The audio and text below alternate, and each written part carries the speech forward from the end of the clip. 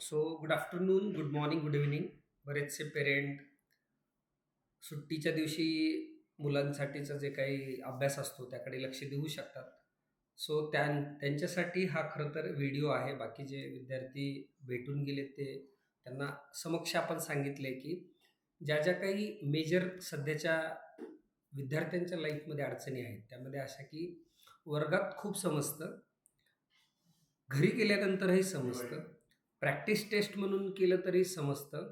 परंतु परीक्षेच्या दिवशी ज्यावेळेस एक्झॅक्टली परीक्षेचं वातावरण असतं, तर त्या वातावरणामध्ये भीती तयार होते मुलांना आणि मग त्यांना मार्क कमी पडतात. आणि ही कॉमन कंप्लेंट आहे सगळ्या विद्यार्थ्यांची किंवा कॉमन एक भावना आहे, की आपलीही कधी काळी होती.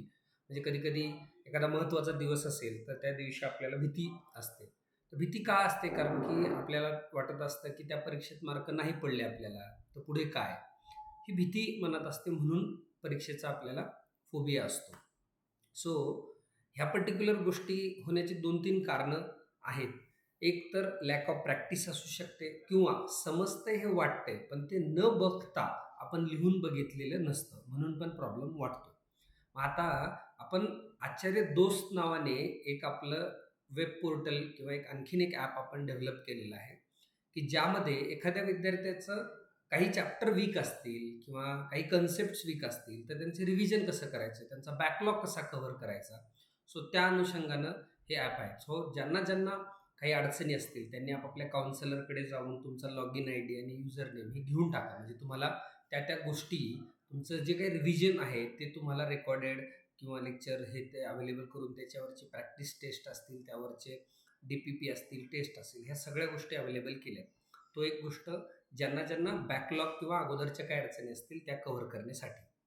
त्याचबरोबर परीक्षेत आठवायला पाहिजे त्याच्यासाठी काय करायला पाहिजे? तर दररोज आपण किमान एक 10 क्वेश्चन फिजिक्सचे, 10 क्वेश्चन मॅथ्सचे, 10 क्वेश्चन केमिस्ट्रीचे किंवा बायोचे असतील तर थोडे जास्त होतात. त्यामुळे 20 ते 30 क्वेश्चन असं टाईम लावून सोडवण्याची प्रॅक्टिस करायला पाहिजे. मग तुम्हाला समजतं की दररोज काय तुम्हाला अडचणी येतात. मग त्या एक एक अडचणी तुम्ही दूर केल्या, की तुमची प्रॅक्टिस जास्त होते आणि जे क्वेश्चन रविवारच्या परीक्षेत चुकणार आहेत, ते जर तुमचे ऑलरेडीच अगोदर चुकलेले असतील आणि तुम्ही त्याचं काय करेक्ट आन्सर आहे, ती गोष्ट जर प्रॅक्टिस केली असेल, तर तुम्हाला कधीही परीक्षेची भीती राहत नाही. आता त्याच्यासाठी आपण मी मागचा एक व्हिडिओ टाकला होता. त्या व्हिडिओमध्ये सांगितलं होतं, की आपण सॉफ्टवेअरमध्ये अपग्रेडेशन करतोय. तर आपण आता परीक्षेमध्ये जे क्वेश्चन चुकतात मुलांचे, त्यांची उत्तरं व्हिडिओ सोल्युशन किंवा त्याचं रिटर्न सोल्युशन आता अवेलेबल आहे. त्यामुळं तुम्ही ते पर्टिक्युलर क्वेश्चन चुकलेले का चुकलेत त्याचं ॲनालिसिस कधीही बघू शकता, असं प्रोव्हिजन केलेलं आहे. सो इथून पुढं पालकांना, विद्यार्थ्यांना रिक्वेस्ट आहे, की ज्याला बॅकलॉग काही असेल त्यांनी काउन्सिलरला कॉन्टॅक्ट करून तुमचे user name, log in ID घ्या. त्याचबरोबर दररोज 1 तास तरी टेस्टच्या हिशोबाने स्वतः सेल्फ डिसिप्लिननी पेपरची प्रॅक्टिस करा. म्हणजे जेणेकरून तुम्हाला परत-परत ज्या चुका रविवारी होतात, जी भीती रविवारी निर्माण होते, ती जर दररोज परीक्षा दिली, एखादी गोष्ट नित्यनियमाने केली, तर नक्कीच काहीही अडचण येणार नाही.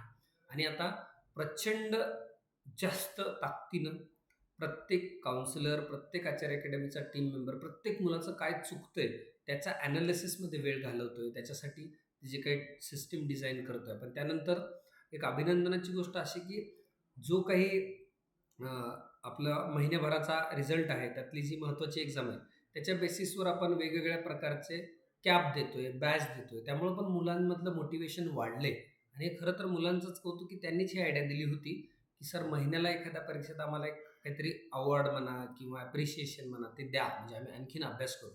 सो त्या गोष्टी इम्प्लिमेंट झालेल्या आहेत. त्यामुळं परीक्षेमध्ये आठवत नाही हा प्रॉब्लेम दूर करण्याचं एकमेव सोल्युशन आहे न बघता लिहून बघणं कन्सेप्ट. ते येतात का? जे मी अभ्यास कसा करावा ही जी तुम्हाला मेथड सांगितली होती, की उद्या काय शिकवणार ते तुम्ही आज बघून जायला पाहिजे. आज शिकवल्यानंतर त्याच्यावरची प्रॅक्टिस करायला पाहिजे. क्वेश्चन त्याची थिअरी, डेरिव्हेशन लिहून बघायला पाहिजे आणि ते सुद्धा न बघता आठवतात का ते बघितलं पाहिजे आणि प्रत्येक कन्सेप्टवरचे किमान 5 क्वेश्चन तरी सॉल्व्ह झाले पाहिजे.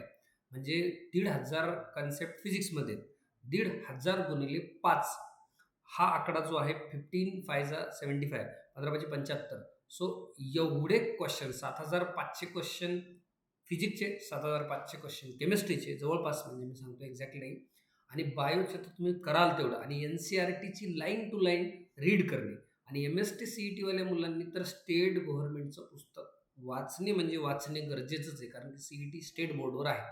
त्यामुळं यावर्षी सगळ्या पुण्यातील, महाराष्ट्रातील रेप्युटेड कॉलेजला आचार्य अकॅडमीचे किमान 5-6 मुलं गेलेत.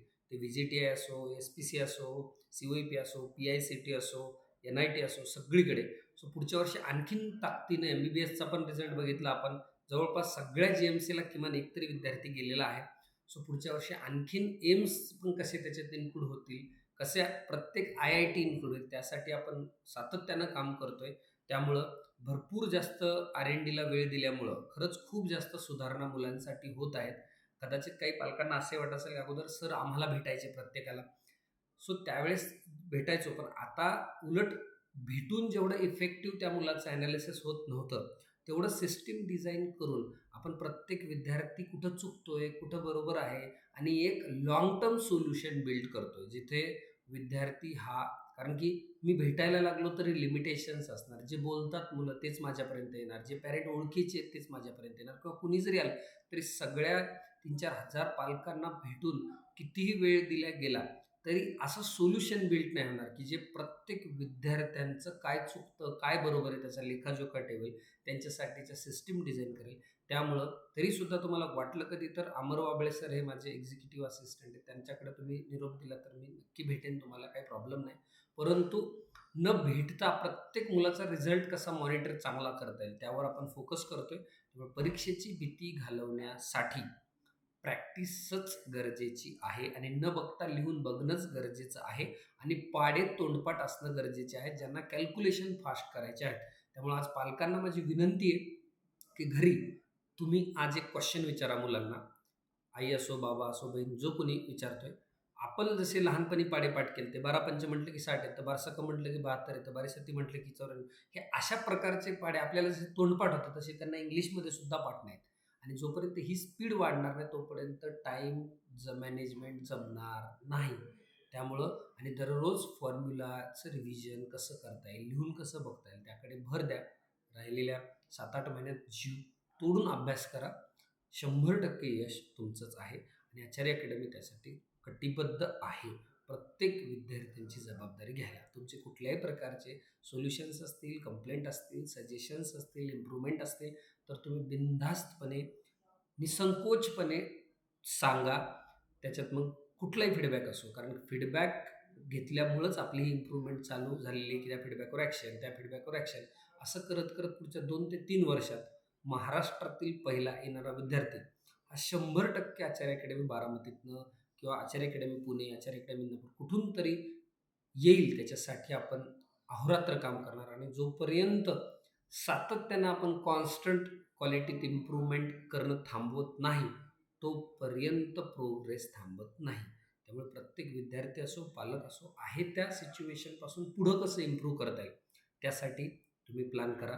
आणि पुढच्या वर्षी तर विद्यार्थ्यांनी कुठलं कॉलेज निवडावं, कुठलं त्याचा लाइकनेस आहे, त्याला काय जमतं, त्याची आवड कशात आहे, आणि त्याला पुढं करिअरमध्ये काय करायचं आहे, त्याच्यासाठीचं काम मी स्वतः प्रत्येक विद्यार्थ्यांशी बोलून त्याचा ट्रॅक मेंटेन करणार आहे. त्यामुळं इथून पुढं विद्यार्थ्यांना कुठलं कॉलेज निवडावं काय, हे सुद्धा तुमची चिंता गेलेली आहे.